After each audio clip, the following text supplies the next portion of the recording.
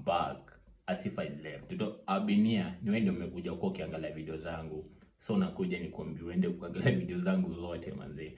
So we starting with South Africa. Thousands of foreign nations are leaving South Africa as fear grow over planned and immigration protest scheduled for June 30th. Kumekuwa na tension South Africa. South Africans wanafukuza watu wenye sio South Africans, wanasema mtoke, mnatuchukulia kazi, mnatuchukulia mabibi, mnachukulia all that. So wamejam. Kumekuwa na anti-immigrant organization yenye imekame out tu kuhakikisha people are not South Africans, they're not in South Africa.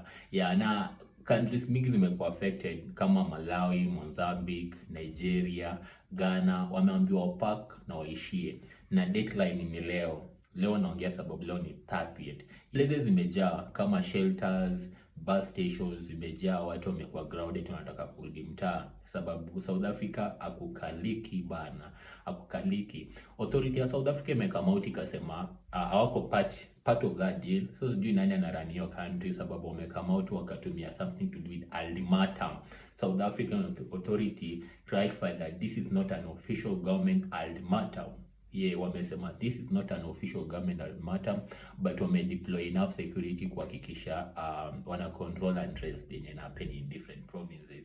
So hiyo ni happen in South Africa. Kama uko South Africa na wewe si wa huko, it's about that time you go back home to your family. It's not funny, but now wamesema pana, just go back. Okay, tunaendelea. The next story. What is the next story? Mr. Speaker Sir. Do you remember Mr. Speaker Sir? There's a guy went viral wakati wa Mr. Speaker Sir demonstration ya 2014 ya Gen Z. Kuna jamaa stand out other than kuingia kwa parliament. Kuna jamaa mwenye alienda mpaka hiyo place Moses Wetangula ukaa, alienda akasema Mr. Speaker Sir and all that, akaenda viral. Na during the last demonstration amekuwa arrested na akakuwa arraigned in court, akakuwa charged kwa kudestroy vitu zenye walikuwa nasema iko worth 5.4 billion Kenyan shillings. So alikuwa charged, na of course lawyers na activists, lawyers the likes of Babu Owino wameenda wakamtetea na ameachiliwa. Amekuwa released na bill ya 100,000 na bill ya 100,000. WHO, World Health Organization, Europe hate wave has claimed more than 1,300 lives.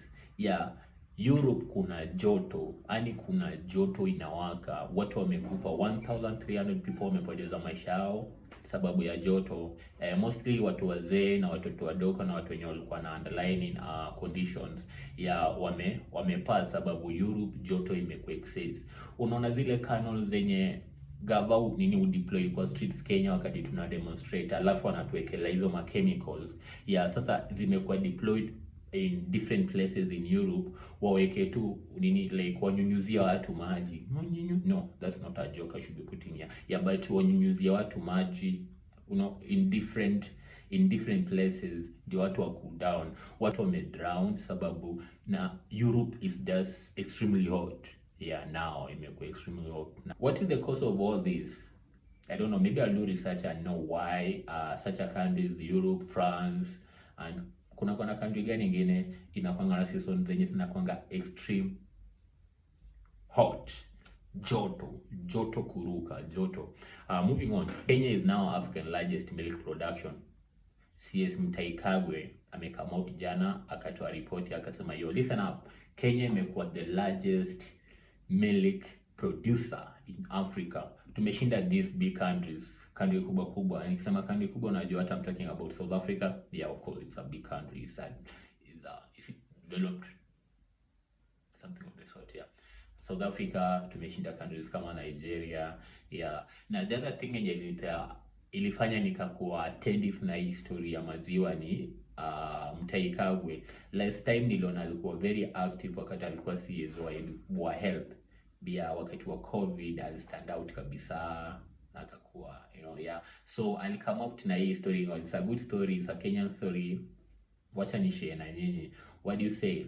Let me know in the comment section what you say about the stories of the day. Thank you so much. Have an amazing day.